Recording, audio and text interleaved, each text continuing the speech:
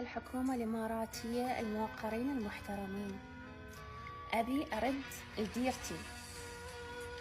Please help me. يعني صدق طقت روحي، صار 15 يوم أريد أرجع، أنا ما متهيئة لهاي السفرة. جيت على مود كم يوم أبقى أسوي كانسليشن لإقامتي، وما تصير كانسليشن لأن الشركة باي باي ما أعرف وين راحوا. مرتين رحت لوزارة العمل، ولو هسه أي وزارة أشوفها، تجارة صحة أطب لها، بس أريد أرجع، أريد أكمل.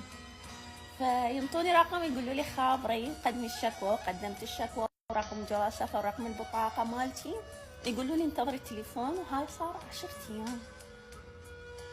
صار لي هواية هنا يعني مليت أريد أرجع. فبليز قولوا لي شنو أسوي، لا تقولوا لي لازمي محامي وما أعرف شنو. سألتكم ما يحتاج محامي، أريد يعني هو الإجراءات لازم هي تاخذ مجراها، بس ما دا أعرف شو أسوي بعد. فاني بشر قاعد يناشد، هاي الميوزك حزين. Please help me. أني هاي النغمة ما تتأثر.